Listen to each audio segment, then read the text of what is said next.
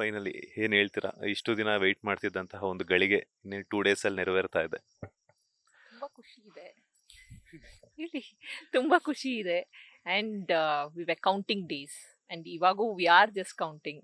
So ಒಂದಿನನ, ಒಂದು ವಾರನ, 2 ವಾರ ಇಂದ ಬಂದ್ಬಿಟ್ಟು just in 2 days. So yeah, more happy and excited for the new life. ಇಲ್ಲ, ಪ್ರತಿದಿನ ನಾವು ಕೌಂಟ್ ಮಾಡ್ತಾನೆ ಇದ್ವಿ. ಇವಾಗ 1 ದಿವಸ ಆಯಿತು, 2 ದಿವಸ ಆಯಿತು, ಇವತ್ತು ಎಂಗೇಜ್ಮೆಂಟ್ ಆಯ್ತಲ್ಲ, ಮೈನ್ 1.5 ತಿಂಗಳಲ್ಲಿ ಮದುವೆ. ಅದು ಹೆಂಗೆ ಪ್ಲ್ಯಾನ್ ಆಯಿತು, ಏನಾಯಿತು ಅಂತ ಗೊತ್ತೇ ಇಲ್ಲ. ಆಲ್ರೆಡಿ ಇನ್ನು ಒಂದು 4 ದಿವಸ ಕಳೆದ್ಬಿಟ್ರೆ ನನ್ನ ಮನೇಲೇ ಇರ್ತಾಳೆ ಯಾವಾಗಲೂ. ಸೊ ಅದೆಲ್ಲ ನೋಡಿದಾಗ ಇಟ್ಸ್ ವೆರಿ ಲೈಕ್ ಹಿಂಗೆ ಹೋಗ್ತಾ ಇದೆ. ಸೊ ಹಿಂಗೆ ಹೋಗ್ಬೇಕಾದ್ರೆ ನಾವು ಇನ್ನೇನು ಮಾಡೋಕ್ಕಾಗಲ್ಲ. Yes, end of the day it's like faith, ದೇವ್ರು ಬರ್ದಿರೋ ಲಿಖಿತ. ಅದನ್ನು ನಾವು ತೊಗೊಂಡು ಹೋಗಲೇಬೇಕು, ಹೋಗ್ತಾ ಇದೀವಿ ಅಷ್ಟೇ. ಮದುವೆಗೆ ಅವ್ರಿಗೋಸ್ಕರ ಸರ್ಪ್ರೈಸ್ ಗಿಫ್ಟ್ ಏನಾದ್ರು ಪ್ಲಾನ್ ಮಾಡಿದ್ರೆ ನಾನು ಕೇಳ್ತಾ ಇದ್ದೀನಿ, ಬಿಕಾಸ್ ಸರ್ಪ್ರೈಸ್ ಆದ್ರೂ ಹೇಳಲ್ಲ ಅಂತ ಗೊತ್ತು.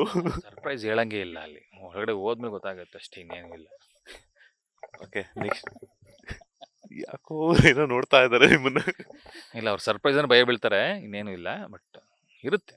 Life is almost like everything surprised. ಅದನ್ನು ನಾವು ಹೇಳಿ ಮಾಡೋವಂಥದ್ದಲ್ಲ.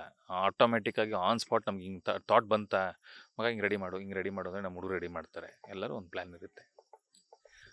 ಅಮ್ಮನ ಕನಸು ನೆರವೇರ್ತದೆ. ಎಲ್ಲೋ ಒಂದ್ ಕಡೆ ಅಮ್ಮ ವೆಯ್ಟ್ ಮಾಡ್ತಾರೆ ನನ್ನ ಮಗನ ಮದುವೆ ನೋಡ್ಬೇಕು ಅಂತ. ಬಟ್ ಮೇಲ್ಗಡೆಯಿಂದ ಆಶೀರ್ವಾದ ಮಾಡ್ತಾ ಇದ್ದಾರೆ. ಸೊ ಅಮ್ಮನ್ನ ಯಾವ ರೀತಿ ನೆನಪಿಸ್ಕೊಳ್ತೀರಾ ಇವನ್ ಟೈಮಲ್ಲಿ? ಡೆಫಿನೆಟ್ಲಿ ಸಿ, ಅವರಿಲ್ಲೇ ಇವಳು ಸಿಗ್ತಾ ಇರಲಿಲ್ಲ, ನಾನು ಒಂದಾಗ್ತಿರ್ಲಿಲ್ಲ. ಆ್ಯಂಡ್ ಬೆಳಗ್ಗೆ ಬರ್ಬೇಕಾದ್ರೂ ಅಷ್ಟೇ, ನಾವು ನಮ್ಮ ತಾಯಿಗೆ ಏನು ಕೊಡಬೇಕೋ ಅದನ್ನೆಲ್ಲ ಕಾರಣಕ್ಕೆಲ್ಲ ಕೊಟ್ಟು ಪೂಜೆ ಮಾಡಿನೇ ಇವತ್ತು ಈ ಕಾರ್ಯನ ಸ್ಟಾರ್ಟ್ ಮಾಡಿರೋದು. ಸೊ ಹಂಗಿರ್ಬೇಕಾದ್ರೆ ಅವ್ರನ್ನ ಯಾವತ್ತೂ ಮರೆಯಲ್ಲ. ಎಂಡ್ ಆಫ್ ದಿ ಡೇ ಒಳಗಡೆ ಹೋದ್ರೂ ಅಷ್ಟೇ, ಇವಳು ಬಂದ್ರೂ ಫಸ್ಟ್ ಡೇ ಬಂದಾಗಲೂ ಮಮ್ಮಿ ಫೋಟೋಗೆ ಕೈ ಮುಗಿದಿದ್ದಾಳೆ. ಸೊ ಇವತ್ತು ನಾಳೆ ದಿವಸ ನಮಗೆ ಗುರುಪ್ರವೇಶ ಮಾಡ್ತಿಲ್ಲ ಅನ್ಬೇಕು, ಅಲ್ಲಿ ಬಂದು ಎಲ್ಲನೂ ಹಾಗೇ ಆಗುತ್ತೆ.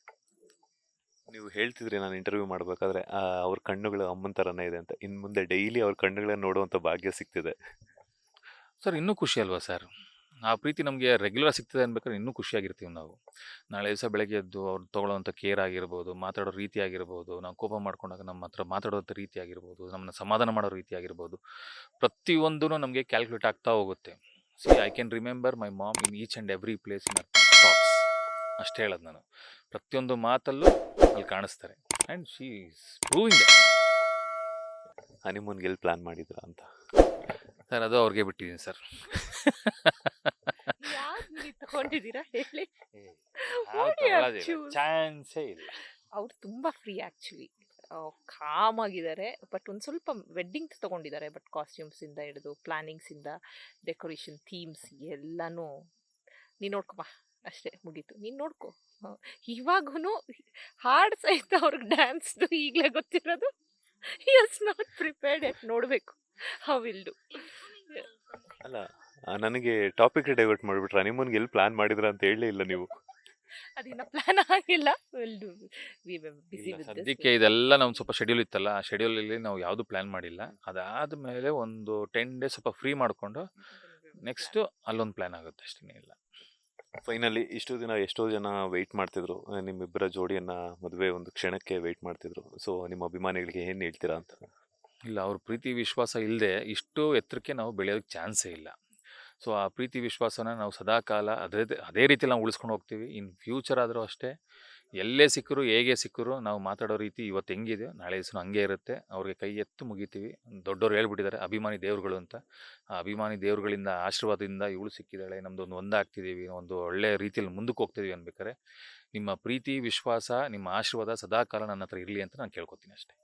ಮನಸ್ಸವ್ರೆ, ನೀವೇನು ಹೇಳ್ತೀರಾ? ಆಕ್ಚುಲಿ ತುಂಬಾ ಖುಷಿ ಆಗತ್ತೆ. ಸೊ ಅವ್ರು ಹಾರೈಸ್ತಾ ಇರೋದಾಗ್ಲಿ, the comments, the way they treat us ಅಲ್ಲ, ಸೊ ತುಂಬಾ ಖುಷಿ ಆಗತ್ತೆ ಅದ್ರದ್ದು ನೋಡಿ. And we are grateful for them, ನಿಜವಾಗ್ಲು ಅದನ್ನೆಲ್ಲ ನೋಡಿದಾಗ.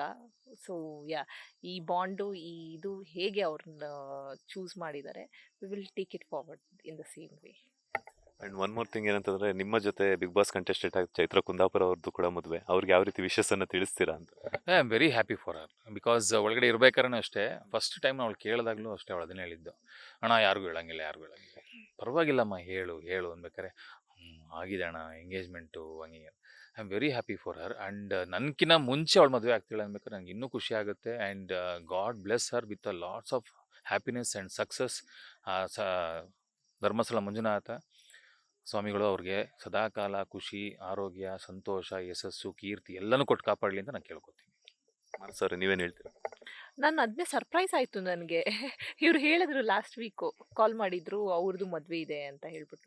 I am very happy for her. And ನೋಡಿದೆ ಅವ್ರದ್ದು ಲೈಕ್ ಎಸ್ಟರ್ಡೇ ಅವ್ರದ್ದು ಮೆಹಂದಿ ಶಾಸ್ತ್ರ ಎಲ್ಲ ಇತ್ತು.